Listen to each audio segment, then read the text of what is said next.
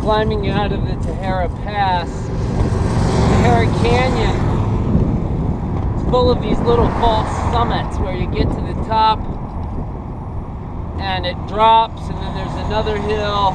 So it's just been a series of these false summits. Anyhow, I left Albuquerque yesterday. It was a pretty fruitful 12 days. I was busy doing something every day. I did a lot of tabling at the University of New Mexico. I got rid of some literature. On the whole, probably talked to less than half a dozen people. The state of Albuquerque's activism scene is fairly strong. They have a lot of events going on with the Universalists, Unitarian Universalists, and the Mennonite churches. They have a wonderful Albuquerque Center for Peace and Justice, which kind of acts as a coordinating hub for all the different groups. They had a really neat answer coalition there, and my main focus was basically hanging out with Sally Alice Thompson, a venerable activist who will be turning 92 tomorrow. She had also walked across the United States in 1988, I believe, for the Great Peace March. Fantastic story. This woman is phenomenal. She's the widow of Donald Thompson, who was a state senator for New Mexico for some time. I attended some pro-Palestinian events, talk by Bassem Kamiri. I posted some of that talk, and a lot of the work I did was for Red Nation, Abolish Columbus Day, celebrate Indigenous Peoples Day, which was on Monday. Fantastic turnout, probably over 1,000 people.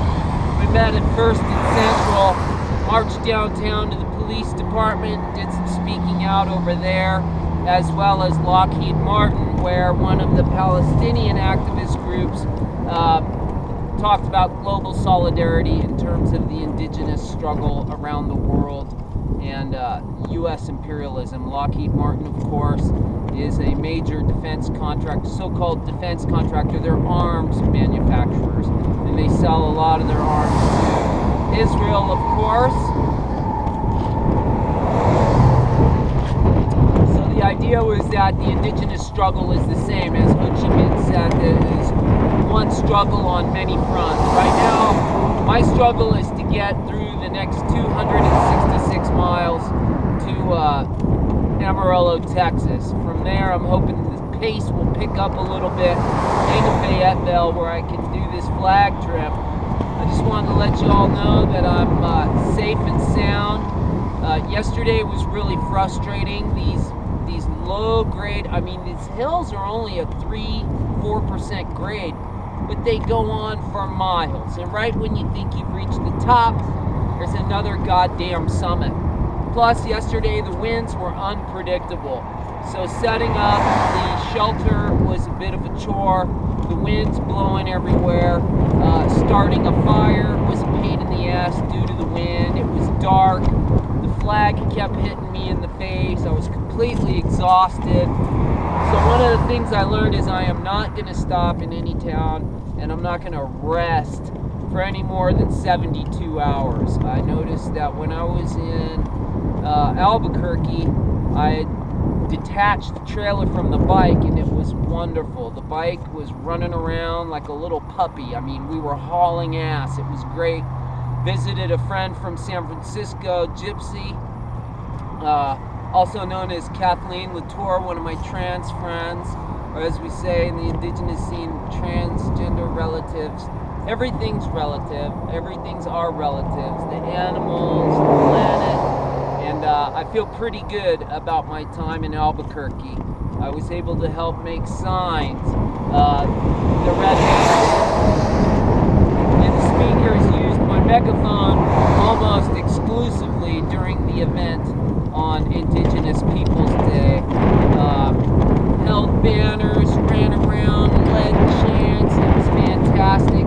The activists in Red Nations are really enthusiastic, motivated, very radical group of young indigenous folks from all different tribes of tribal affiliations. I was particularly pleased to meet